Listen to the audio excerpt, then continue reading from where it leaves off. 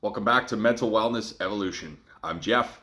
Thanks for being here. Today, we're talking about the importance of building your toolkit. Okay, so when we go to work on ourselves, guys, much like a carpenter who goes to work on houses and fixes and builds projects and things like that, we want to have as many good tools in our toolkit as at our disposal that we can utilize in various different situations that present themselves throughout the course of our lives. Okay, a carpenter that only has a hammer and a flathead screwdriver is not going to be able to get a lot of work done.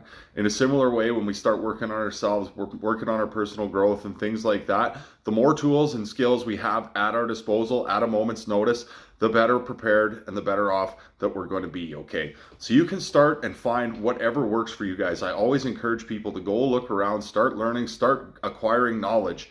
The more knowledge you can acquire from different various sources, the better you're going to get and the more options you're going to have to add to your toolkit. So I'm just going to list a whole bunch of things that I've got going on that I utilize from day to day that help me, that are, again, something that I use one day and then I don't use again for weeks at a time. Some of these things I do every single day and various things just like that. Okay, so first and foremost, I think one of the first things people could do for themselves is great a journal. Journal is a great tool to add to your toolkit for a variety of different reasons. It's great for tracking patterns. It's great for our day-to-day, just telling ourselves what we did. It's great for reflection. It's great for getting our thoughts out of us. It's just, as far as I'm concerned, one of the best tools that you could add to your toolkit is a journal, regardless of if you're a man or a woman, or you're going to want to add a journal to your toolkit. Okay. Next is exercise, some sort of exercise, something that's great for dealing with if you're in recovery and you're trying to quit drinking or doing drugs or things like that. Exercise is something that is a healthy coping mechanism that can help you. It's going to be good for your mental health. It's good for your physical health. It's good for your spiritual health. It's good for the mind-body connection. So many good uses that come from getting some exercise. Okay, and again, it's one of those things that we know that we can turn to when we're having a stress-filled day, when we're full of anxiety or things like that. A lot of times some exercise can get us out there. Okay, meditation, mindfulness, these are great practices that I do every single day. It's great for, deeper spiritual understanding. It's great for practicing being in the present moment. They're great for, just learning to observe our thoughts and learning to observe our behaviors, learning to observe our emotional states, learning to observe what's going on inside of ourselves. There's a ton of different uses for meditation. I do it every single morning. It helps me get present. It helps me find the moment. It helps me get in touch with my spiritual aspect of myself. It helps me in a variety of different ways. Okay, guys? And then we can look at things like self-regulating, learning how to regulate your internal state, practicing the pause, learning to give things space. This is such a useful skill that you're going to find as you go about a mindfulness practice that is going to start to offer you benefits. As we, instead of being so reactive all the time, instead of reacting to our emotional states, with mindfulness, we become aware of what's going on inside of ourselves. We're aware when we're activated.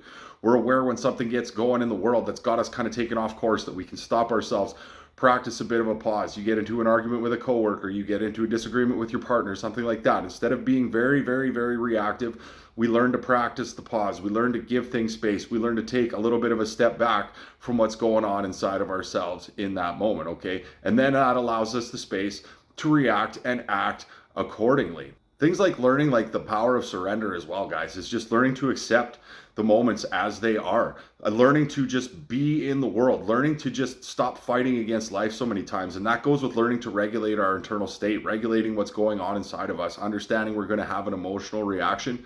But instead of fighting against life, we start moving with life. We start practicing in the world.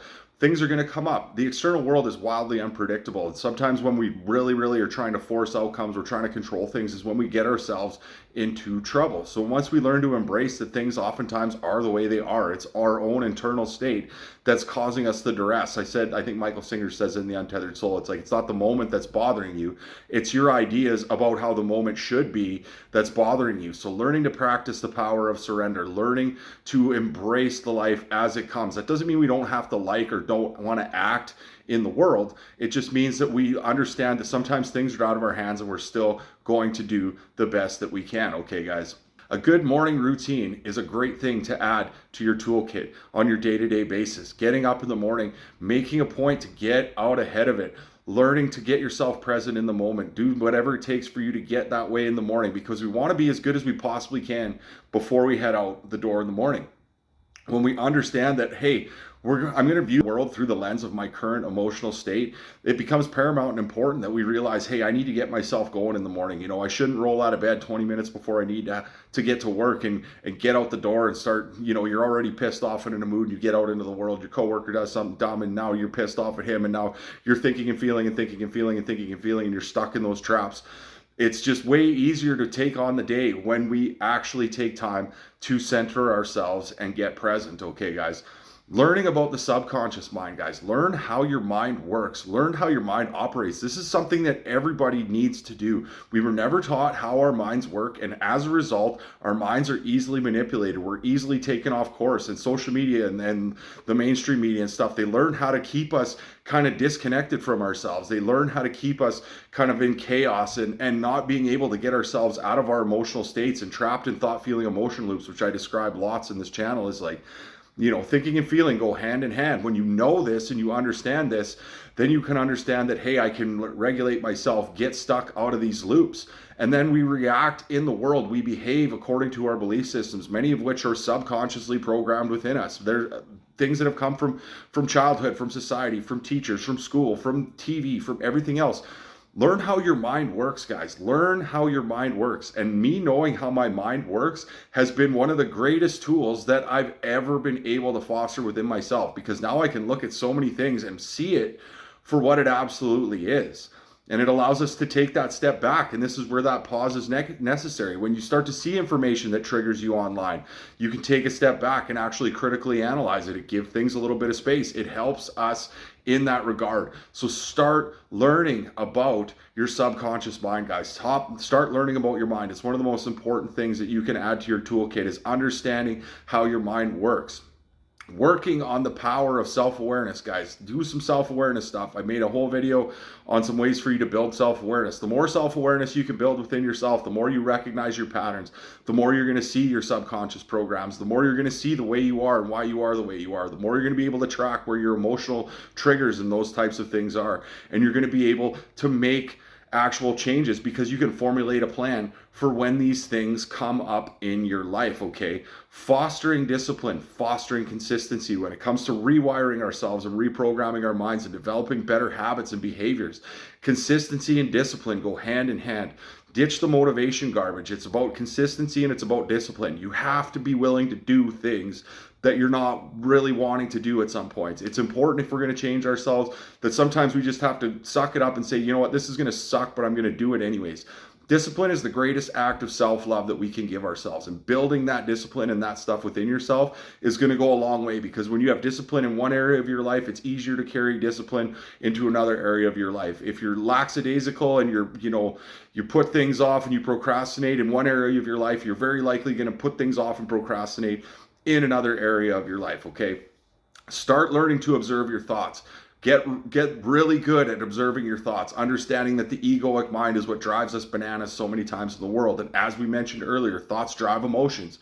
You easily get trapped in the thought, feeling, emotion loops. You get trapped in cycles of thinking and feeling and thinking and feeling and thinking and feeling. But when we learn to observe our thoughts and disconnect from those thoughts, when people come after us and say things about us that we maybe aren't aware of or things like that, our ego takes a hit. And then all of a sudden we become reactive in the world. And these things all just really, really, really go hand in hand with each other. Okay, guys? Start doing some shadow work. It's a great thing for identifying your triggers and digging into them and starting to get to the root of things, starting to look at your emotional reactions and starting to be able to dig in underneath them. Start seeing what's maybe lurking a little bit beneath the surface. Why am I reacting so much this way? Why am I consistently doing this over and over and over again? What is the root of this? What is the cause of this? What are my belief systems? What do I believe about life, about love, about relationships, about money, about sex, about jobs, about just about anything in the world? Do those things, have those questions, spend time in introspection, get to know yourself, spend some time in reflection every single day. It is going to help you so much as you go about the process of this journey, guys. These are great tools. Like introspection and reflection are so important, guys. That's where we get quiet. Meditation is one thing, but introspection is sitting and asking ourselves a lot deeper questions about ourselves. Why am I the way I am? Like, who actually am I? What's going on there? That leads us back to the spiritual aspect of ourselves.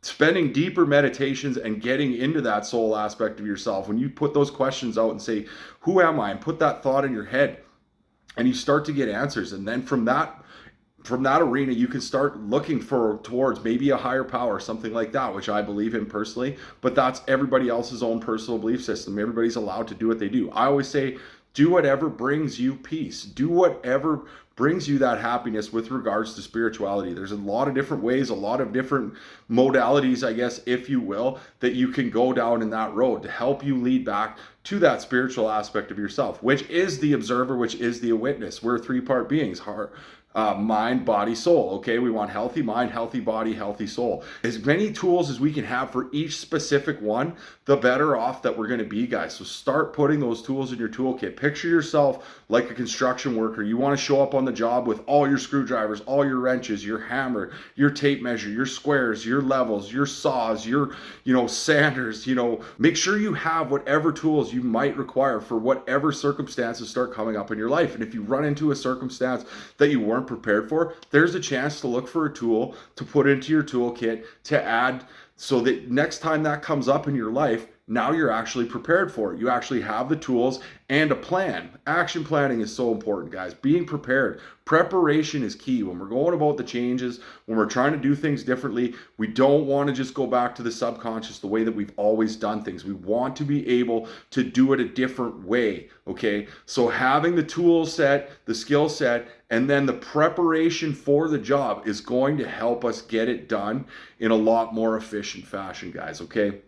So I've thrown out a ton of my tools and a ton of things that I utilize in my life. That's not like the lion's share of everything. There's tons of different things that you can do, tons of ways that you can go about it. I said, take what you need from me, go into other people. Everything I learned from somebody else for the most part, guys. And I just started digging into different people, and you start learning about the mind from Joe Dispenza and the ego from Eckhart Tolle, and I learned about surrender from Michael Singer, and I learned about habits from James Clear, and I learned about the gym from my friends who are gym guys, as well as people that I found online that I follow and that I love. I learned about finding myself from Nicole LaPera. I learned so many things from so many different sources, and still continue to do that, guys. Like, get good people on your social media feed. Find people who are dealing with similar issues and things that you've gone through.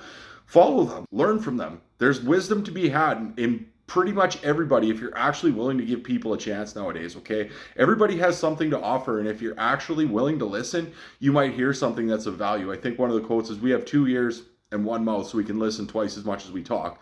And that's maybe a skill that a lot of us can work on fostering within ourselves as well, okay, guys? So work on building your toolkit, guys. Put as many things in there as you can, because just like I said, just like any job when you're out in the world working construction, you never know when you're going to need just that one specialized tool that you might just need for that one job. So make sure when that comes up that you have it in your tool pouch. Have a great day, guys.